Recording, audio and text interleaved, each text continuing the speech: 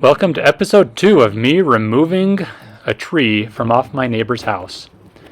Now, this tree, as you can see, is supported by those two timbers. I was really worried about this falling on my neighbor's house as I was pulling it off. So I dug down and embedded those into the ground so as I cut the tree away, the root ball wouldn't tumble down into my neighbor's yard.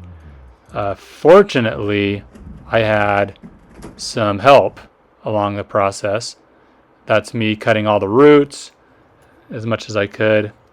This is my help, just digging up some of the dirt. Here's Ammon helping me cut the log. He went to town. First thing was clearing all these branches. Terry would hold this rope as I would cut various limbs. It's my old climbing rope, so I didn't care too much if it got damaged. I don't climb with it anymore. It's retired from climbing, but as I'd cut it, we didn't want it to fall on our neighbor's house and cause any damage, so we'd tie him up and kind of lower him down. And we just followed that process. Just kept cutting limbs after limb, lowering him down to the ground.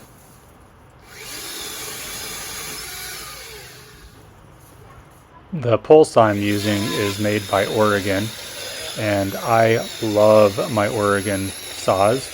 They work so well, and I will have a link in the description to that pole saw. I find it satisfying to see just portions of the tree disappear and go to the ground, and just watching the progress as this goes along. It's very satisfying work to be able to just see progress as it happens.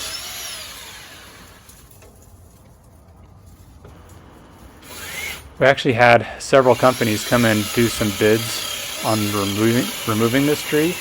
I wasn't really sure I wanted to tackle it. I felt like it was risky that the tree could, like I mentioned before, fall on my neighbor's house. Especially as I was cutting the tree away, I thought, could the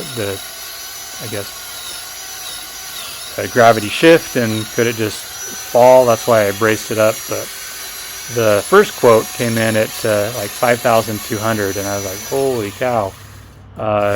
On average, they were about $4,500. I think that we had 4 or 5 companies bid it. The lowest one was $3,800, but it was a new company, and I just didn't really trust them. But I decided I was going to give it a try. Luckily, the neighbors let me have access to their roof and to their yard. By which we enter as his guests. My father-in-law. So this saw I have here is also an Oregon saw. It uses the same batteries as the pole saw. They're a 40-volt battery, and let me just tell you, this saw cuts very well. I love it. It has a self-sharpening function, and I can't say enough good things about this saw. I just love it.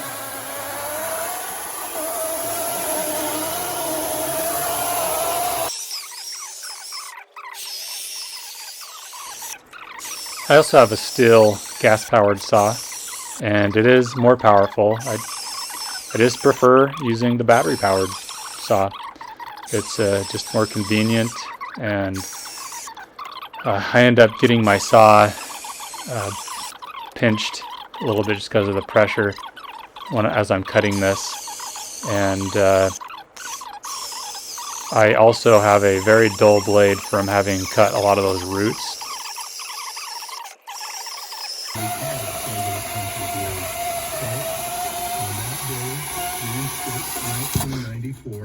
The temple recommend that we carry became a different object in my wallet.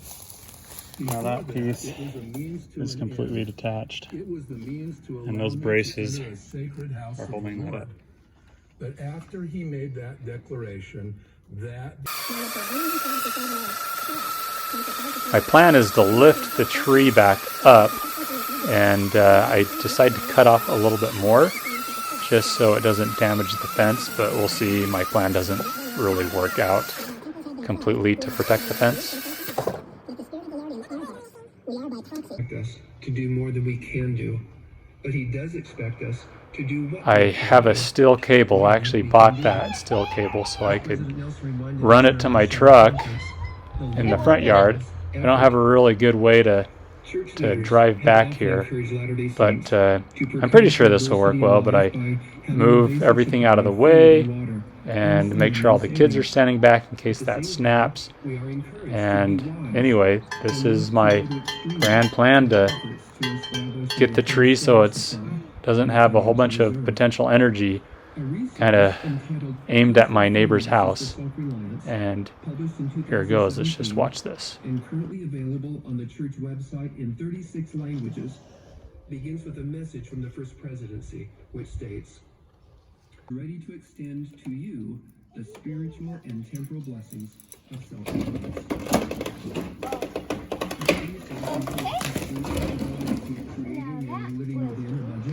It was actually pretty anticlimactic Managing a financial crisis. once it got standing back up.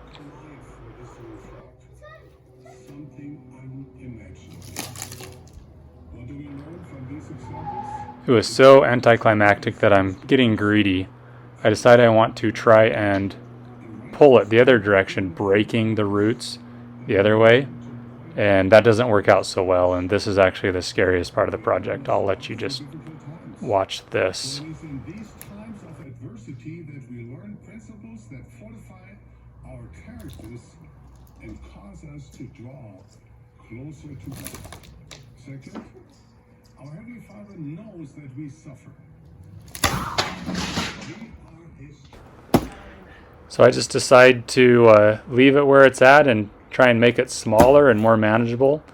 Before and after I go running or work out, I'd come and spend a little bit of time smacking it with a sledgehammer. That was kind of fun, watching big chunks fall off.